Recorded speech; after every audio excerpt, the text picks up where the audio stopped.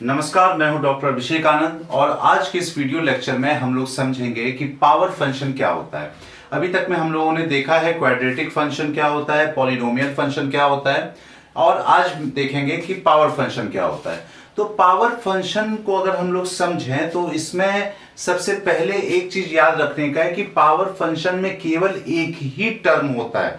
तो हमेशा याद रखिएगा पावर फंक्शन जो होता है ये वन टर्म फंक्शन होता है। इसमें केवल एक ही टर्म होता है, दो टर्म तीन टर्म नहीं होता है, केवल वन टर्म फंक्शन होता है। और जो इसके साथ वेरिएबल जुड़ा होता है, बेस होता है और हमारा एक्सपोनेंट होता है इसमें। तो जो एक्सपोनेंट होता है किसी भी केस का, उसमें हम लोग एक्सपोनेंट हमेशा कांस्टेंट रहेगा। वो पॉजिटिव भी हो सकता है, नेगेटिव भी हो सकता है। बेस हमेशा हमारा वेरिएबल होगा और जो साथ में कोएफिशिएंट है वो एक रियल नंबर होगा। इसको हम लोग फॉर्मूले से भी और इसका जो जनरल फॉर्म है उसके थ्रू भी समझेंगे कि कौन सा कांस्टेंट होता है, कौन सा वेरिएबल होता है। तो अगर हम लोग जनरल फॉर्म, ठीक है, जनरल फॉर्म अगर लिखें पावर फंक्शन का, तो जनरल फॉर्म जो होता है वो होता है F x is equal to K X to the power N. तो यहां पर हम लोग बात कर रहे हैं इन तीनों की कौन सा वेरिएबल होगा। तो ये x हमारा क्या होगा, x ये वेरिएबल होगा, k हमारा कोएफिशिएंट है जो कि हमारा रियल नंबर होगा। और रियल नंबर क्या होता है ये हम लोगों ने नंबर सिस्टम में समझ लिया है। और n भी हमारा रियल नंबर होगा। और रियल नंबर हमारा ये पॉजिटिव भी हो सकता है और हमारा निगेटिव भी हो सकता है। और एक चीज याद रखने का है, हम लोगों ने पहले भी देखा है कोएफिशिएंट हमारा जीरो नहीं होगा। तो k हमारा कभी भी इक्वल टू जीरो नहीं होगा, ये कांस्टेंट होगा और ये एक रियल नंबर होगा। तो हम लोग कह सकते हैं कि ये जो फंक्शन होता है ये केवल सिंगल टर्म का फंक्शन होता है। अब मान लेते हैं जब n अगर पॉजिटिव हो या निगेटिव हो, तो एक्सपोनेंट जो है n ये पॉजिटिव भी हो सकता है, इट कैन बी पॉजिटिव या निगेटिव, ये दोनों फॉर्म में हो सकता है। तो अगर पॉजिटिव होगा और जब निगेटिव होगा तो क्या अंतर पड़ेगा उस वैल्यू के, उस फंक्शन के वैल्यू में, कि वो क्या होगा, प्रोपोर्शनल क्या होगा, इनवर्सली प्रोपोर्शनल होगा या डायरेक्टली प्रोपोर्शनल होगा, इस चीज पे हमारा डिपेंड करेगा। उम्मीद है ये क्लियर है कि कौन सा वेरिएबल होगा। हमारा बेस जो x है वो हमेशा वेरिएबल रहेगा, k हमारा कोएफिशिएंट ये एक रियल नंबर होगा और ये कभी भी इक्वल टू जीरो नहीं होगा, n भी हमारा रियल नंबर होगा, फ्रैक्शन में भी हो सकता है, पॉजिटिव भी हो सकता है और निगेटिव भी हो सकता है। तो आइए अगर हम लोग देखते हैं कि अगर n हमारा एक्सपोनेंट जो है अगर वो पॉजिटिव हो, सपोज मान लेते हैं case if n is positive, ठीक है, तो क्या सिचुएशन होगा। और अगर n हमारा निगेटिव है तो फिर हमारा क्या सिचुएशन होगा।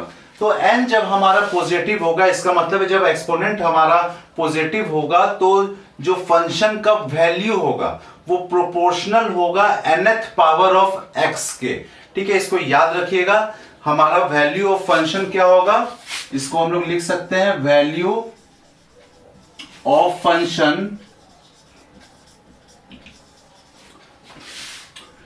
Will be proportional. मतलब अगर वो बढ़ेगा तो x भी बढ़ेगा, अगर n बढ़ेगा तो x भी बढ़ेगा, will be proportional to the nth value, ठीक है। तो nth से इसका डिपेंड करेगा, nth पावर ऑफ x। अब जब ये पॉजिटिव होगा तो ये प्रोपोर्शनल होगा, जैसे जैसे nth का पावर बढ़ेगा वैसे ही x का भी पावर बढ़ेगा, उसका भी वैल्यू बढ़ेगा। और जब n हमारा नेगेटिव होगा तो क्या होगा, ये सीधा उसके उल्टा हो जाएगा, इनवर्सली प्रोपोर्शनल होगा। अगर हम लोग का nth का वैल्यू बढ़ रहा है तो x का जो वैल्यू होगा वो घटने लगेगा। तो हम लोग कह सकते हैं यहां कि value of function is inversely proportional, मतलब उल्टा है, inversely proportional to the nth power, n क्या है हमारा एक्सपोनेंट है, पावर है, nth पावर ऑफ x। तो जब पॉजिटिव होगा तो सेम डायरेक्शन में चेंज होगा, और जब नेगेटिव होगा तो हमारा ऑपोजिट डायरेक्शन में चेंज होगा। अगर अब हम लोग पावर फंक्शन का कुछ एग्जांपल देखना चाहें तो पावर फंक्शन में एक चीज हम लोग देख चुके हैं कि ये केवल सिंगल टर्म होता है। तो अगर एग्जांपल हम लोग देखें पावर फंक्शन का एग्जांपल, तो इसमें क्या हो सकता है, सपोज 7x स्क्वायर क्यूब दिया हुआ है, या -x² दिया हुआ है, या हम लोग कह सकते हैं 5/p³ दिया हुआ है। तो ये सारा क्या होगा, हमारा एग्जाम्पल हो जाएगा पावर फंक्शन का। और अगर एग्जाम्पल हम लोग देखना चाहें, जैसे हम लोग देखते हैं एरिया ऑफ स्क्वायर, तो एरिया ऑफ स्क्वायर क्या होता है, a² होता है, ये भी हमारा क्या हो जाएगा, पावर फंक्शन हो जाएगा। फिर हम लोग देखते हैं area of circle, area of circle होता है हमारा πr², तो ये भी सिंगल टर्म है, यहां वेरिएबल है, यहां रियल नंबर है, ये भी रियल है, यहां भी 1 अगर आ जाता है तो ये भी एक रियल नंबर होगा और कांस्टेंट होगा, 0 नहीं है। तो ये सारा जो एग्जांपल होगा ये हमारा पावर फंक्शन का एग्जांपल हो जाएगा। अब हम लोग कुछ और एग्जांपल्स देखते हैं कि वो पावर फंक्शन है या नहीं है, उसको चेक करते हैं, और कि क्या अगर कोई और फॉर्म में होता है, फ्रैक्शन के फॉर्म में होता है या रूट के फॉर्म में होता है, तो उसको हम लोग क्या सिंप्लीफाई या चेंज कर सकते हैं या नहीं। सपोज हमारे पास एक एग्जांपल है y = 2√x, इस तरह का हमारे पास दिया हुआ है। तो अब हम लोग इसको किस फॉर्म में लिख सकते हैं, हम लोग लिख सकते हैं इसको कि y = 2x⁻², क्योंकि ये रूट को अगर हम लोग चेंज करते हैं तो x⁻½ में चला जाता है। तो हम लोग यहां क्या देख रहे हैं, हम लोग यहां ये देख रहे हैं कि ये पॉजिटिव है और कांस्टेंट है, यहां हमारा वेरिएबल है, और जो हमारा ये कोएफिशिएंट है, लीडिंग कोएफिशिएंट, ये भी रियल नंबर है। तो हम लोग, और ये सिंगल टर्म है, तो हम लोग कह सकते हैं कि y = 2√x एक पावर फंक्शन है। अब एक नेक्स्ट एग्जांपल लेते हैं, सपोज दिया हुआ है f(x) = 3/x²। तो यहां पर हम लोग को देखने में लगता है कि नहीं, ये तो सिंगल टर्म के फॉर्म में है नहीं, ये फ्रैक्शन के फॉर्म में है, तो इसको हम लोग पावर फंक्शन बोलेंगे या नहीं बोलेंगे। लेकिन इसको हम लोग ये चेक करने के लिए सिंप्लीफाई करेंगे आगे। तो अगर इसको हम लोग अगर x² को हम लोग ऊपर की तरफ लेकर जाएं तो क्या होता है, इसका पावर बस पॉजिटिव से निगेटिव में चेंज हो जाता है। तो फिर यहां पर क्या हम लोग देखते हैं, ये एक सिंगल टर्म में आ जाता है, तो फिर ये भी हमारा क्या है, पावर फंक्शन है। तो यहां पर -2 में है तो भी ये रियल नंबर है, कांस्टेंट है, तो हम लोग कहेंगे कि ये भी एक रियल नंबर है। तो अगर हम लोग कोई भी सिंगल टर्म हो, उसका एक्सपोनेंट अगर वेरिएबल हो जाता है, बेस कांस्टेंट हो जाता है, तो हम लोग कहेंगे कि वो पावर फंक्शन नहीं है। अब पावर फंक्शन कौन नहीं होता है, सपोज एग्जांपल अगर 4n है तो इसको हम लोग क्या कहेंगे कि ये पावर फंक्शन नहीं है, क्योंकि बेस हमारा वेरिएबल नहीं है बल्कि कांस्टेंट है। उसी प्रकार 2x है तो ये भी हमारा पावर फंक्शन नहीं होगा। हाँ, ये हमारा एक्सपोनेंशियल फंक्शन हो जाएगा, लेकिन पावर फंक्शन नहीं होगा, क्योंकि पावर फंक्शन में हम लोग देख चुके हैं कि यहां बेस में जो भी एक्सपोनेंट के बेस में होगा वो हमारा वेरिएबल होगा, और कभी भी एक्सपोनेंट हमारा वेरिएबल नहीं बल्कि कांस्टेंट होगा। तो इस प्रकार से हम लोग कह सकते हैं और समझ सकते हैं कि कौन सा हमारा पावर फंक्शन है और कौन सा हमारा पावर फंक्शन नहीं है। आगे इसको अगर हम लोग देखना चाहें कि अगर कांस्टेंट फंक्शन कैसा होगा पावर फंक्शन में, लीनियर कैसा होगा, क्वाड्रेटिक कैसा होगा, तो हम लोग कह सकते हैं, सपोज अगर हम लोग कांस्टेंट फंक्शन की बात करें, ठीक है, कांस्टेंट फंक्शन, तो कांस्टेंट फंक्शन हमारा पावर फंक्शन में क्या होगा, सपोज दिया हुआ है y = a, तो ये हमारा क्या हो जाएगा, कांस्टेंट फंक्शन हो जाएगा। अब लीनियर फंक्शन क्या होगा, लीनियर फंक्शन,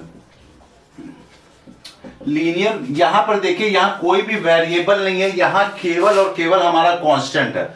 अब y = अगर x है, x क्या है हमारा, ये वेरिएबल है, तो केवल अगर एक वेरिएबल होता है तो उसको हम लोग क्या कहेंगे कि वो लीनियर फंक्शन है, क्यों? क्योंकि यहां पर एक्सपोनेंट 1 होता है और हमारा कांस्टेंट फंक्शन में एक्सपोनेंट 0 होता है, तो वो वेरिएबल का अगर कोई भी एक्सपोनेंट 0 होगा तो वो 0 हो जाता है। अब नेक्स्ट है क्वाड्रेटिक फंक्शन। तो क्वाड्रेटिक फंक्शन में हम लोग जानते हैं कि जो पावर होगा या जो एक्सपोनेंट होगा वो 2 के बराबर होता है, तो y is equal to x square अगर है तो हम लोग कहेंगे कि वो क्वाड्रेटिक फंक्शन है। उसी तरह अगर क्यूबिक फंक्शन की बात हो तो क्यूबिक फंक्शन में जो हमारा एक्सपोनेंट होता है वो हमारा क्यूब के बराबर होता है, तो y is equal to x cube अगर है तो हम लोग कहेंगे कि वो क्यूबिक फंक्शन है। ठीक है, तो इस तरह से हम लोग का स्क्वायर रूट और रेसिप्रोकल भी इसमें इंक्लूड होता है। सपोज रेसिप्रोकल फंक्शन हम लोग लेते हैं, ठीक है, रेसिप्रोकल फंक्शन। तो रेसिप्रोकल फंक्शन के एग्जांपल में हम लोग क्या लिख सकते हैं? Suppose 1/x y is equal to 1/x है या y is equal to 1/x cube है, तो ये सारा हमारा रेसिप्रोकल फंक्शन में आ जाएगा। और अगर हम लोग स्क्वायर रूट फंक्शन की बात करें, जिसका हम लोग एग्जांपल भी देख चुके हैं, स्क्वायर रूट फंक्शन, तो ये कैसा होगा हमारा? y is equal to root under x। इस तरह से हम लोग इसे लिख सकते हैं। तो यहां पर हम लोग देखें 1, 3, 4 क्यूबिक फंक्शन, 5 और 6 टाइप से के फंक्शन देखे हैं जिसमें हम लोग पावर फंक्शन को डिफरेंट टाइप से डिनोट करते हैं। अब आता है कि हम लोग कैसे ग्राफ प्लॉट करें पावर फंक्शन का। तो अब हम लोग देखेंगे कि ग्राफ ऑफ पावर फंक्शन, हम लोग ग्राफ को कैसे प्लॉट करते हैं पावर फंक्शन के, और कौन कौन सी बातें हैं जिसे हम लोगों को ध्यान में रखना जरूरी है। तो पावर फंक्शन को कभी भी अगर हम लोगों को ग्राफ में प्लॉट करना है तो उसके लिए 2 चीजें हमेशा याद रखनी है कि वो सिमेट्री कैसा है, किसके सिमेट्री है, वाई एक्सिस के है या ओरिजिन की सिमेट्री है, और दूसरा उसका एंड बिहेवियर क्या है। ठीक है, तो हम लोग कह सकते हैं कि जो प्रॉपर्टी, इंपॉर्टेंट प्रॉपर्टी है पावर फंक्शन का, जो माइंड में रखना चाहिए वो 2 है। कौन कौन सा प्रॉपर्टी है जिसको ध्यान में रखना है? There symmetry. देयर सिमेट्री मतलब वो क्या वाई एक्सिस की सिमेट्री है या एक्स एक्सिस की सिमेट्री है।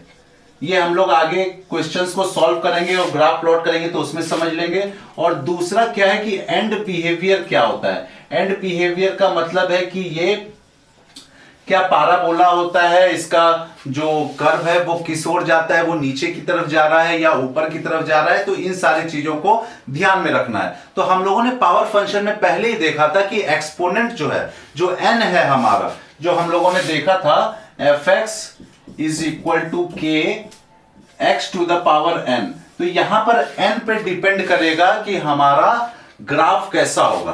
तो n हमारा, हम लोगों ने देखा था कि n हमारा पॉजिटिव भी हो सकता है और निगेटिव भी हो सकता है, उस पर डिपेंड करता है प्रोपोर्शनल होगा या इनवर्सली प्रोपोर्शनल होगा। तो यहां पर हम लोग देखेंगे पॉजिटिव निगेटिव तो देखेंगे ही देखेंगे, साथ में ये भी देखेंगे कि एक्सपोनेंट हमारा इवन नंबर का है या ऑड नंबर का है, क्योंकि यहां पर जो हमारा चेंजेस होता है वो इस चीज पे भी डिपेंड करता है कि हमारा एक्सपोनेंट इवन है या ऑड है। तो सबसे पहले हम लोग देखते हैं कि इवन अगर होता है तो क्या होता है। तो इवन पावर फंक्शन, इसमें हम लोग क्या देखेंगे कि अगर इवन पावर फंक्शन है, इवन पावर फंक्शन, और इसके साथ साथ हम लोग देखेंगे सिमेट्री और and behaviour, symmetry and behaviour.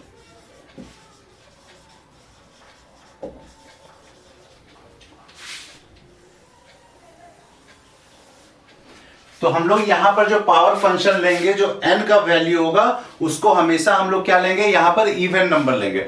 Suppose अब होता क्या है, पावर फंक्शन हो सकता है 1 हो, 3 हो, 5 हो, जो कि ऑड नंबर है, और हो सकता है 2, 4, 6, 8, 10 इस प्रकार से हमारा इवन नंबर हो। तो ये ऑड और इवन पर ही डिपेंड करेगा कि वो सिमेट्रिक वाई एक्सिस के होगा या हमारा ओरिजिन का होगा, और हम लोग इसी द्वारा प्रेडिक्ट कर सकते हैं कि हमारा फंक्शन कैसा होगा, उसका शेप कैसा होगा। तो इसके लिए हम लोग कुछ कोएफिशिएंट ले लेते हैं, जो कि पॉजिटिव कोएफिशिएंट और नेगेटिव कोएफिशिएंट को ले लेते हैं, और साथ ही साथ जो हमारा पावर रहेगा फंक्शन का वो हमारा इवन का रहेगा। सपोज हम लोग लेते हैं कि y is equal to 2x square और दूसरा लेते हैं y is equal to -4x²।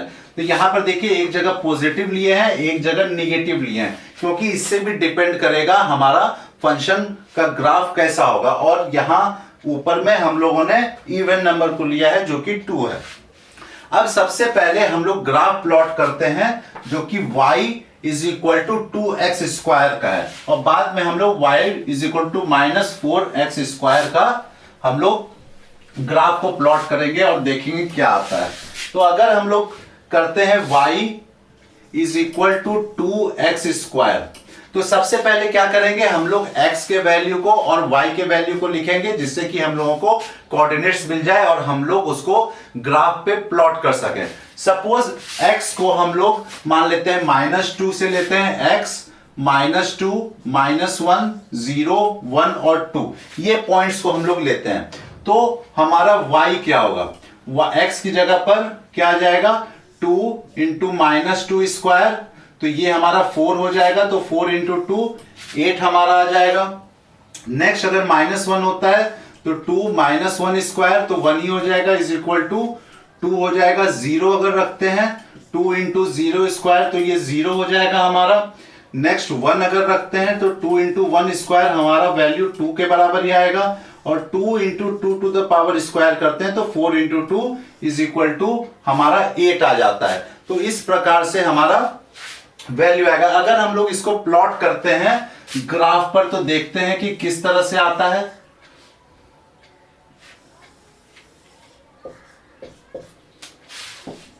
ये हमारा ओरिजिन है,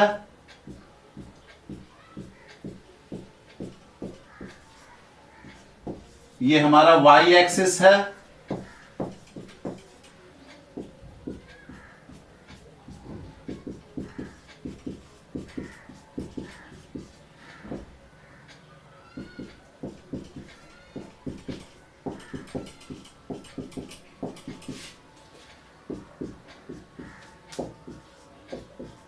आप लोगों को ग्राफ भी बनाने पूछा जा सकता है। तो हमारा जो कोऑर्डिनेट है, ठीक है, कोऑर्डिनेट हमारा क्या क्या आया है, -2 और 8, उसके बाद -1 और 2, फिर है हमारा 0 0 1 और 2, और फिर है 2 और 8। तो एक एक करके हम लोग सभी पॉइंट्स को प्लॉट करते हैं। तो -2 और 8, तो -2 यहां है और ये जाता है 8 पे, तो इस पॉइंट पे आ गया हमारा -2 और 8। नेक्स्ट है -1 और 2, तो -1 से यहां जाएगा 2 के सामने, तो ये हो जाएगा हमारा -1 और 2।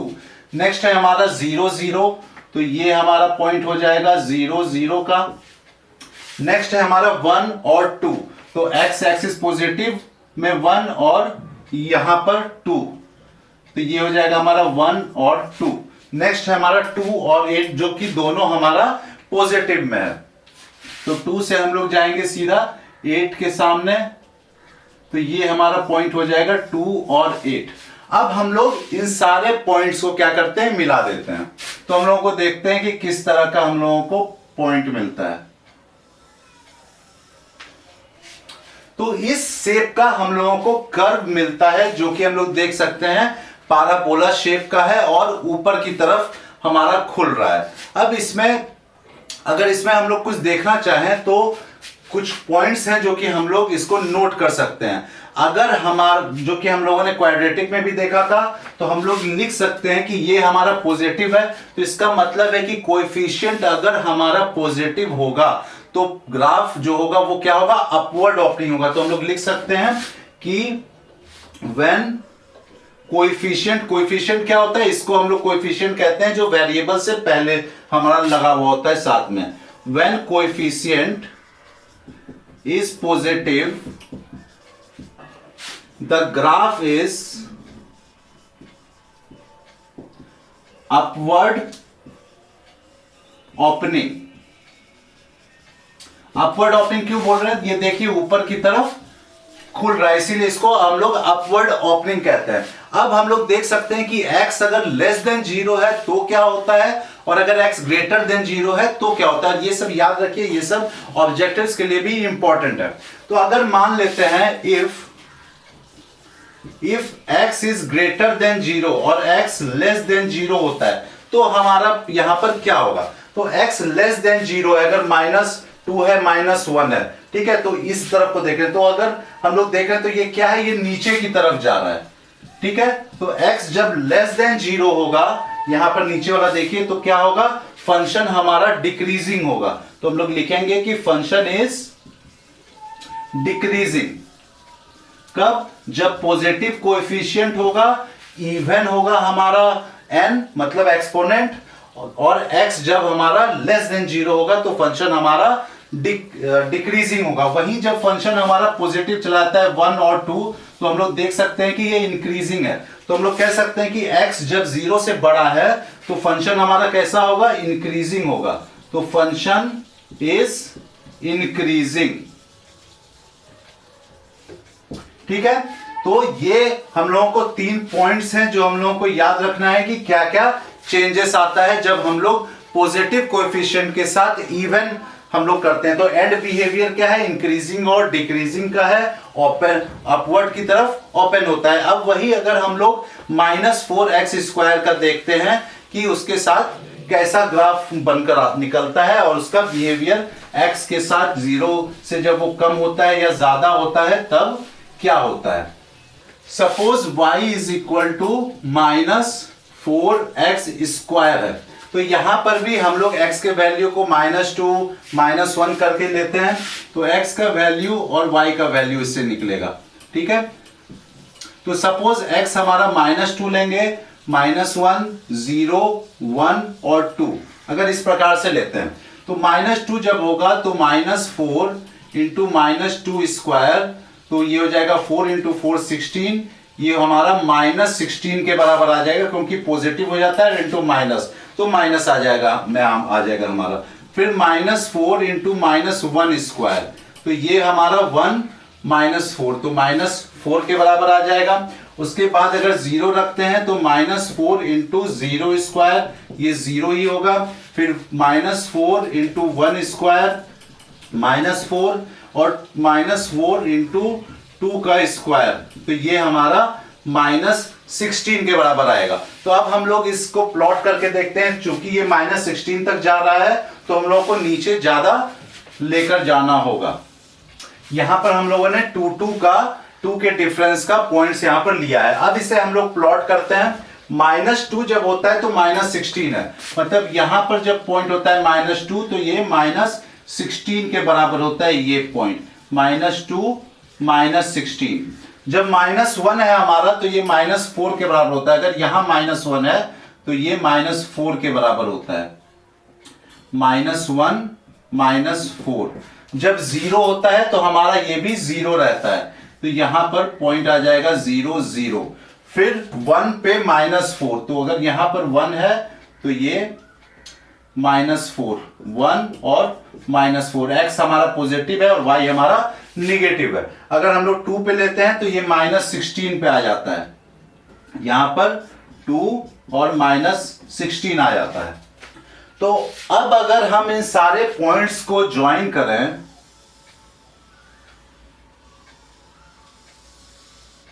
तो हमें इस प्रकार का कर्व निकल कर आता है, मिलता है।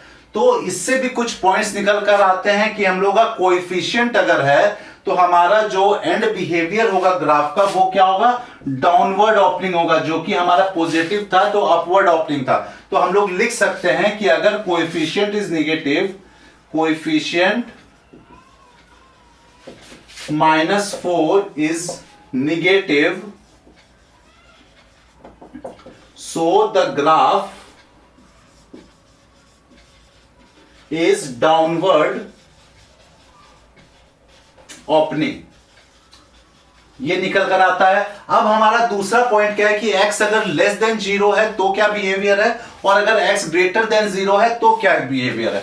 तो हम लोग यहां देख सकते हैं ये x लेस देन 0 और ये x ग्रेटर देन 0। तो x लेस देन 0 है तो क्या हो रहा है, ये ऊपर की तरफ बढ़ रहा है, और x जब ग्रेटर देन 0 है तो ये नीचे की ओर जा रहा है। तो हम लोग कह सकते हैं कि जब x ग्रेटर देन 0 होगा तो फंक्शन क्या होगा, डिक्रीजिंग होगा, और जब x लेस देन 0 है तो क्या हो रहा है, इंक्रीजिंग, फंक्शन हमारा इंक्रीजिंग होगा। तो यहां पर से 3 पॉइंट्स निकल कर आते हैं कि कोएफिशिएंट अगर निगेटिव है हमारा तो क्या होगा, निगेटिव होगा तो नीचे की तरफ ओपन करेगा हमारा ग्राफ। अगर x लेस देन 0 होगा तो फंक्शन हमारा इंक्रीजिंग होगा जब निगेटिव होता है, वो भी इवन में। और जब x ग्रेटर देन 0 होगा तो वो डिक्रीजिंग होगा जब हम लोग इवन फंक्शंस की बात करेंगे, इवन पावर फंक्शंस की बात करेंगे। तो अब हम लोग देखते हैं कि ऑड फंक्शंस का ऑड पावर फंक्शन होगा तो वहां पर एंड बिहेवियर क्या होगा और ग्राफ का शेप हमारा क्या बनेगा। ठीक है, तो अब हम लोग देख रहे हैं कि ऑड पावर फंक्शन। अब ऑड पावर फंक्शन में क्या होगा, हम लोगों का जो एक्सपोनेंट होगा उसे हम लोग ऑड नंबर से डिनोट करेंगे, ऑड नंबर को लेकर चलेंगे। सपोज हमारा अगर एग्जाम्पल, दो एग्जाम्पल है जो कि पॉजिटिव और नेगेटिव दोनों लेंगे। y इज इक्वल टू अगर हम हमारा दिया हुआ है 3x क्यूब, और एक दूसरा एग्जाम्पल है y is equal to -x cube. ये हमारा दो एग्जाम्पल है जिसके दोनों के हम लोग ग्राफ्स को प्लॉट करेंगे और देखेंगे कि दोनों ग्राफ्स में क्या क्या अंतर आता है। अब हम लोगों ने सिमेट्री की बात की थी, तो जब इवन होता है तो याद रखिएगा वहां हमेशा सिमेट्रिक जो होगा वो y एक्सिस के सिमेट्रिक होगा। और जब हम लोग ऑड फंक्शंस की बात कर रहे हैं तो यहां याद रखिएगा कि फंक्शन यहां पर सिमेट्रिक जो होगा वो ऑरिजिन से होता है। तो ऑड पावर फंक्शन में क्या होता है, सिमेट्रिक फ्रॉम ऑरिजिन, ये याद रखिएगा, ये सब ऑब्जेक्टिव्स के लिए इंपॉर्टेंट है, ये ऑरिजिन से सिमेट्रिक होता है। तो अब हम लोग ये दोनों के ग्राफ को प्लॉट्स करके देखते हैं कि दोनों के ग्राफ में क्या क्या डिफरेंसेस आता है। सपोज अब x को ये हम पहले लेते हैं, तो सब x लेंगे और उसके वैल्यू को y को हम लोग निकाल कर देखेंगे कि क्या वैल्यू आता है। तो सपोज x के वैल्यू को हम लोग लेते हैं -1 -0.5 0 +0.5 और +1, तो हमारा क्या वैल्यू आता है। तो अगर हम लोग 3 इंटू -1 क्यूब, 3 इंटू -1 क्यूब करेंगे तो वैल्यू हमारा माइनस में आएगा, तो ये हो जाएगा -3। 0.53 -0.5 का अगर हम लोग क्यूब करें तो माइनस में 0.125 आएगा, जिसको इंटू 3 अगर हम लोग करते हैं तो 3 माइनस आएगा 0.375। ठीक है, -0.375। फिर 0 से अगर करते हैं 0 पे क्यूब तो हमारा ये 0 ही आएगा। 0.5 से करेंगे तो बस यहाँ पॉजिटिव आ जाएगा हमारा। 0.5 क्यूब इज इक्वल टू 0.375, और फिर 3 से 1 को क्यूब करेंगे तो हमारा वैल्यू 3 के बराबर आ जाएगा। तो अगर हम लोग इस पॉइंट्स को इस ग्राफ पर प्लॉट करें तो हमारा सबसे पहला पॉइंट क्या होगा, -1 और -3। तो -1 और -3 यहां पर आता है, -1 -3। दूसरा है -0.5 तो 0.375, तो यहां से अगर करेंगे तो इस पॉइंट पर आएगा। ठीक है, तो यहां पर हम लोग लिख सकते हैं -0.5 और -0.375, ये पॉइंट हो गया हमारा। नेक्स्ट है 0 और 0 हमारा आ जाता है, तो ये पॉइंट हमारा हो गया 0 और 0 का। उसके बाद है हमारा 0 +0.5 और +3.75, तो +0.5 और इससे थोड़ा सा ऊपर होगा यहां, तो हम लोग इसके लिख सकते हैं 0.5 और प्लस में 0.375। नेक्स्ट है हमारा 1 होता है, तो हमारा y एक्सिस पे 3 रहता है, x एक्सिस, तो 1 और ये 3, तो 1 और 3। अब इसे जब हम लोग मिलाएंगे तो ये होगा,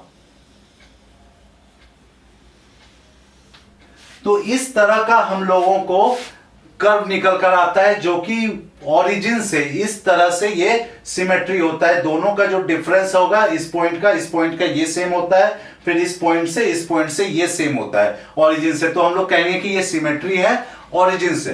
तो इस तरह का ग्राफ हम लोगों को निकल कर आता है। तो इस तरह का जब हम लोग ग्राफ निकल कर आता है तो हम लोग क्या कह सकते हैं, फंक्शन में जब x ग्रेटर देन 0 हो और x लेस देन 0 हो, तो अगर x हमारा लेस देन 0 होता है, जो ये पोर्शन है, तो हम लोग क्या देखते हैं, ये हमारा इंक्रीजिंग हो रहा है। तो x जब लेस देन 0 होगा तो हम लोग कहेंगे फंक्शन इज इंक्रीजिंग, याद रखिएगा फंक्शन क्या है, इंक्रीजिंग है। और वही जब x ग्रेटर देन 0 है, मतलब जब 1 पॉजिटिव किया जाता है, पॉजिटिव 0.5 जो कि 0 से बड़ा होता है, जब पॉजिटिव में आता है तो ये क्या हो रहा है, उस समय भी ये इंक्रीजिंग ही है। तो दोनों सिचुएशन में फंक्शन क्या होगा, इंक्रीजिंग होगा। कब, जब हमारा कोएफिशिएंट पॉजिटिव है और पावर हमारा ऑड है। अब हम लोग दूसरा एग्जांपल देखेंगे, जब हमारा कोएफिशिएंट अगर निगेटिव है तो क्या होगा। ठीक है, कोएफिशिएंट अगर हमारा निगेटिव है तो क्या इसमें होता है,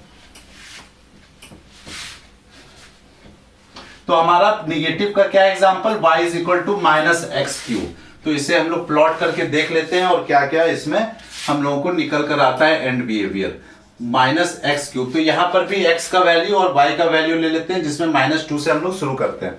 तो x और y, तो सपोज -2, -1, 0, 1 और 2, तो -2 माइनस -2 क्यूब, तो ये क्या होगा, -8 आ जाएगा, और माइनस माइनस प्लस हो जाएगा तो 8 आ जाएगा। ठीक है, क्योंकि इसका जो निकल कर आएगा क्या होगा, -8, तो हम लोग लिख भी देते हैं माइनस इंटू -8, तो ये इसका वैल्यू क्या आ जाएगा, 8 आ जाएगा। उसी प्रकार से जब -1 का क्यूब होगा तो ये हमारा +1 आ जाएगा। 0 का जब होगा क्यूब तो ये वैल्यू हमारा 0 ही रह जाएगा। 1 का अगर करेंगे 1 क्यूब तो -1 आ जाएगा, और 2 का जब क्यूब करेंगे तो -8 आ जाएगा।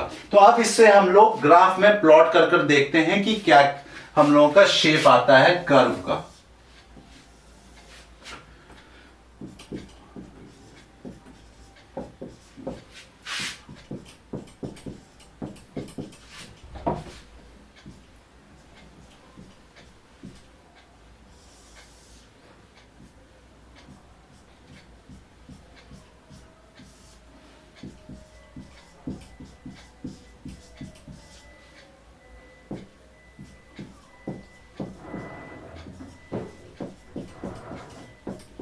इस तरह का हमारा ग्राफ दिया हुआ है। तो अब हम लोगों को प्लॉट करना है -2 और 8। तो जब -2 होगा तो पॉजिटिव 8 है, तो इस पॉइंट पर हमारा रहेगा -2 और 8। अब नेक्स्ट है हमारा -1 और 1, तो -1 और 1 यहां पर इस पॉइंट पर आएगा, तो -1 और पॉजिटिव 1 y एक्सिस का। फिर 0 0, ये हमारा 0 0 हो जाएगा। नेक्स्ट है हमारा 1 है अगर x एक्सिस पे, तो -1 y एक्सिस पे, तो 1, और ये हमारा सारा माइनस में है, तो 1 और -1 इस पॉइंट पर आ जाएगा। और नेक्स्ट है हमारा 2 है x एक्सिस पे, तो निगेटिव में है y एक्सिस पे, तो 2 और -8 ये इस पोजीशन पे आ जाएगा। अब इन सबको अगर हम ज्वाइन करें तो इस प्रकार से हम लोगों को निकलकर कर्व आता है। तो अगर हम लोग x ग्रेटर देन और लेस देन करें तो हम लोग को पता चल जाएगा। तो x जब लेस देन होता है -2 होता है, -1 होता है, तो हम लोग क्या कर रहे हैं, डिक्रीजिंग हो रहा है। और जब x ग्रेटर देन भी होता है 0 तो भी डिक्रीजिंग होता है। तो हम लोग कह सकते हैं कि जब x लेस देन 0 है तो भी हमारा फंक्शन क्या है, डिक्रीजिंग है, और जब x ग्रेटर देन 0 है तो भी हमारा फंक्शन या एंड बिहेवियर जो होता है वो घटने का है, वो डिक्रीजिंग का है हमारा। तो उम्मीद है ये अभी तक यहां पर क्लियर होगा। अब कुछ सवाल है जिसको हम लोग एग्जांपल्स में देखेंगे। अब कुछ एग्जांपल्स के थ्रू हम लोग समझते हैं कि हमारा कौन सा पावर फंक्शन होगा या पावर फंक्शन नहीं होगा। तो हम लोग कुछ एग्जांपल्स लेते हैं, जैसे f(x) is equal to -2x² into 3x। Next है हमारा gx is equal to 2√x plus 5, और थर्ड है हमारा hx is equal to 1/x³। अब हम लोगों को यहां पर फाइंड करना है कि कौन सा हमारा पावर फंक्शन है और कौन सा हमारा पावर फंक्शन नहीं है। तो इसके लिए हम लोग क्या करेंगे, इन तीनों को हम लोग सिंप्लीफाई करेंगे और देखेंगे कि कौन सा हमारा पावर फंक्शन के सारे रूल्स को सेटिस्फाई करता है या सेटिस्फाई नहीं करता है। तो तो सबसे पहले अगर हम लोग देखें f x is equal to minus 2x² into 3x, तो इसको लिख लेते हैं f x is equal to minus 2x² into 3x। तो अगर इसको हम लोग आगे सिंप्लीफाई कर रहे हैं तो इसको हम लोग मल्टीप्लाई कर सकते हैं, तो क्या होगा माइनस 2 इंटू 3 6, और हम लोग जानते हैं जब मल्टीप्लाई करते हैं एक ही वेरिएबल को तो उसके जो एक्सपोनेंट होते हैं वो ऐड हो जाते हैं, तो क्या होगा 6x 2 प्लस 1, यहां पर क्योंकि 1 है तो इसका वैल्यू हो जाएगा 6x³। अब हम लोग यहां देख सकते हैं कि सबसे पहला ये क्या है, ये सिंगल टर्म है तो ये हमारा पावर फंक्शन को सेटिस्फाई कर रहा है। नेक्स्ट हमारा एक्सपोनेंट और कोएफिशिएंट जो है ये दोनों हमारा रियल नंबर है, तो हम लोग क्या कहेंगे कोएफिशिएंट एंड एक्सपोनेंट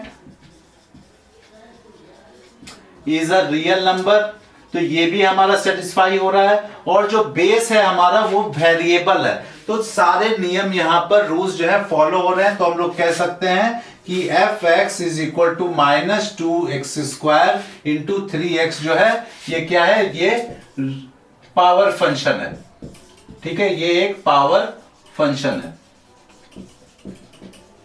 उम्मीद है क्लियर हो गया कि किस किस पॉइंट्स को हम लोग ध्यान में देते हैं देखने के लिए कि वो पावर फंक्शन है या पावर फंक्शन नहीं है। अब हम लोग सेकंड एग्जांपल को लेते हैं जो G X is equal to हमारा है 2√x।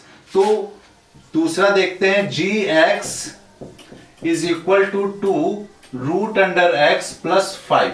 तो सबसे पहले हम लोग यहां पर रूट को चेंज कर देते हैं 2x to the power 1/2 plus 5। तो सबसे पहला जो नियम है हमारा पावर फंक्शन का वो ये है कि ये सिंगल टर्म होना चाहिए, लेकिन हम लोग क्या देख रहे हैं यहां पर दो टर्म है, तो ये पावर फंक्शन नहीं होगा, तो हम लोग इसके बारे में कह सकते हैं नॉट अ पावर फंक्शन। ठीक है, क्लियर है आप लोगों को। अब नेक्स्ट है हमारा h x is equal to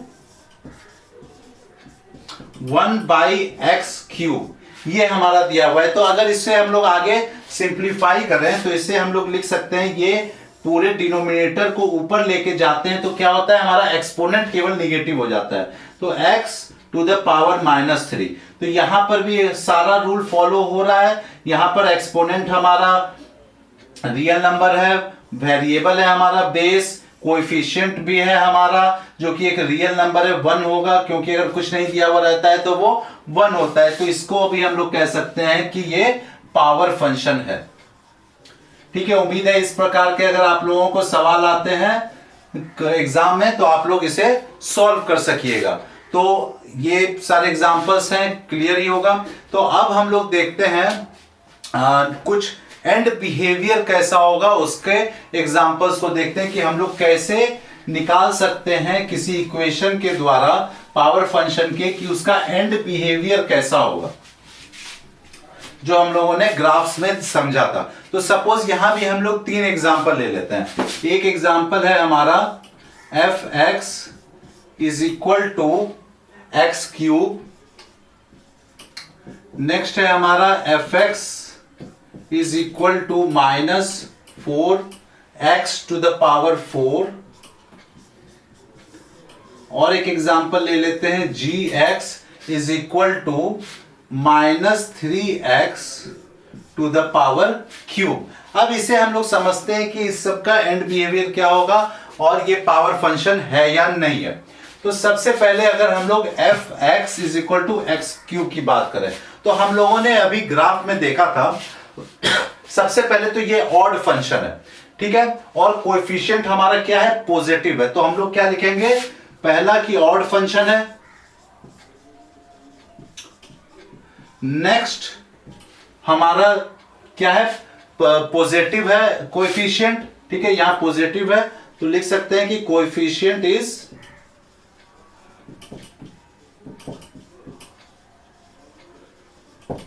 positive. तो जब कोएफिशिएंट पॉजिटिव है और हमारा एक्सपोनेंट का वैल्यू ऑड है तो हम लोगों ने ग्राफ में क्या देखा था, फंक्शन जो होगा हमारा कैसा होगा, चाहे वो x लेस देन 0 हो या x ग्रेटर देन 0 हो। हमारा फंक्शन जब पॉजिटिव होता है ऑड का कोएफिशिएंट तो फंक्शन क्या होता है, इंक्रीजिंग होता है। तो हम लोग यहां लिख सकते हैं कि फंक्शन इज इंक्रीजिंग। ठीक है, तो ये एंड बिहेवियर होगा कि फंक्शन हमारा इंक्रीजिंग होगा। अब हमारा सपोज कि सेकेंड को देखते हैं, f x is equal to -4x to the power 4। सबसे पहले ये क्या है, ये इवन का फंक्शन है, तो हम लोगों ने इवन का जो ग्राफ देखा था उससे हम लोग रिलेट कर सकते हैं। तो यहां पर क्या है, इवन हमारा एक्सपोनेंट है, इवन पावर फंक्शन। ठीक है, नेक्स्ट हम देखेंगे कोएफिशिएंट को कि कोएफिशिएंट पॉजिटिव है या निगेटिव है। तो कोएफिशिएंट हमारा निगेटिव है, कोएफिशिएंट इज निगेटिव। तो अगर हम लोग पीछे जाकर देखें तो हम लोग यहां देख सकते थे कि x जब लेस देन 0 होता है और x जब ग्रेटर देन 0 होता है तो दोनों का बिहेवियर अंतर होता है। तो हम लोगों ने देखा था कि जब निगेटिव होगा तो जब x लेस देन 0 होगा तो वो इंक्रीजिंग होगा, और जब x ग्रेटर देन 0 होगा तो वो डिक्रीजिंग होगा। तो x लेस देन 0 में क्या हो रहा था, इंक्रीजिंग हो रहा था, जो कि ओपनिंग डाउनवर्ड्स था, और जब x ग्रेटर देन 0 था तो फंक्शन हमारा डिक्रीजिंग था। और ग्राफ क्या हो रहा था, ग्राफ ओपनिंग डाउनवर्ड्स था हमारा। ठीक है, एक पॉइंट और इसमें जोड़ सकते हैं, ग्राफ ओपन्स डाउनवर्ड। तो ये हमारा एंड बिहेवियर होता है जब निगेटिव में हमारा इवन पावर फंक्शन होता है। अब नेक्स्ट लास्ट हमारा देख लेते हैं, gx is equal to -3x whole cube का एंड बिहेवियर क्या होगा। तो सपोज हमारा दिया हुआ है gx is equal to -3x to the whole cube. तो इसको जब हम लोग चेंज करेंगे पूरे को तो सारे का क्यूब हो जाएगा, तो -3 का क्यूब -27 और x का क्यूब x क्यूब हो जाएगा, तो -27x क्यूब। तो यहां से हम लोगों को क्या क्या निकल कर आएगा, पहला तो ऑड पावर फंक्शन है, ये ऑड पावर फंक्शन। उसके बाद हम लोग क्या देख रहे हैं, कोएफिशिएंट हमारा क्या है, निगेटिव है, तो निगेटिव कोएफिशिएंट।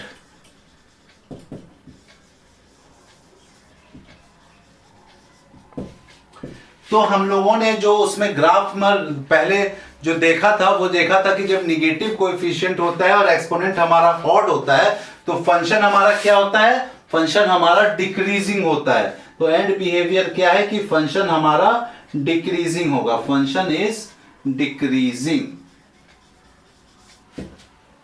ठीक है, तो ये कुछ एग्जांपल्स हैं जिसके थ्रू आप लोग क्वेश्चंस अगर आते हैं तो आप लोग बता सकते हैं कि इसका जो एंड बिहेवियर है उसके फंक्शंस का बिहेवियर क्या होगा, वो ओपन अपवर्ड्स होगा, वो डिक्रीजिंग होगा या इंक्रीजिंग होगा। उम्मीद है आप लोगों को क्लियर हो गया होगा कि पावर फंक्शन क्या होता है। अब नेक्स्ट लेक्चर में हम लोग देखेंगे कि एक्सपोनेंशियल फंक्शन क्या होता है। तो आज के इस लेक्चर में इतना ही। Thank you.